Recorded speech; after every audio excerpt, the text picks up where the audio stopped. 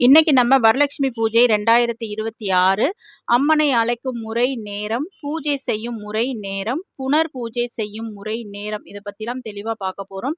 அது மட்டும் கிடையாது, வரலட்சுமி பூஜை எப்படி செய்வது? அம்மனை வீட்டிற்குள் எப்பொழுது எப்படி அழைப்பது? விரதம் எப்படி இருப்பது? அந்த வரலட்சுமி பூஜைக்கு உண்டான அனைத்து வழிபாட்டு முறைகளையும் தெளிவா பார்க்கலாம். அந்த புனர் பூஜை செய்யக்கூடிய அந்த நேரம், நாள பற்றியும் நம்ம தெளிவா பார்க்க போறோம்.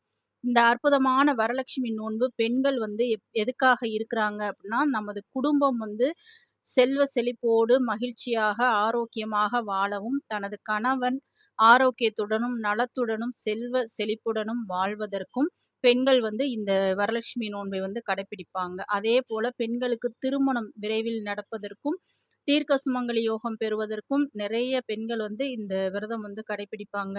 இது எல்லாவற்றுக்கும் மேலாக யார் ஒருவர் வரலட்சுமி நோன்பு வருடம் தோறும் இருந்து பூஜை மகாலட்சுமியை பூஜை செஞ்சு வழிபட்டு வர்றாங்களோ, அவங்க குடும்பம் மேலும் மேலும் ஒரு வருடமும் முன்னேற்றத்தை மட்டும்தான் காணும்.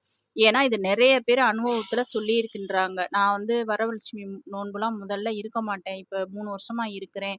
முதல் வருஷம் ஒரு 2 பேர் 3 பேருக்கு தான் எனது கையால அந்த தாம்பூலம் கொடுத்து, நம்ம அந்த வசதிக்கு ஏற்ப இருந்தோம். இப்போ நான் 50 பேருக்கு அந்த அன்னதானம் குடுத்து, ஒரு 15, 20 பேருக்கு தாம்பூலம் குடுக்கக்கூடிய நிலைமைக்கு அந்த மகாலட்சுமி தாய் என்னைய வச்சிருக்காங்க. அப்படின்ற அளவுக்கு நிறைய பேர் சொல்லி நம்ம கேள்விப்பட்டிருக்கோம். அந்த அளவுக்கு உங்க குடும்பம் செல்வ செழிப்புடனும் 16 பேரும் பெற்று அஷ்டலட்சுமிகளின் ஆசியோடு வாழணும் அப்படின்னா, நீங்க இந்த வரலட்சுமி நோன்பு அன்னைக்கு கண்டிப்பா மகாலட்சுமியை பூஜை செஞ்சு வழிபடலாம்.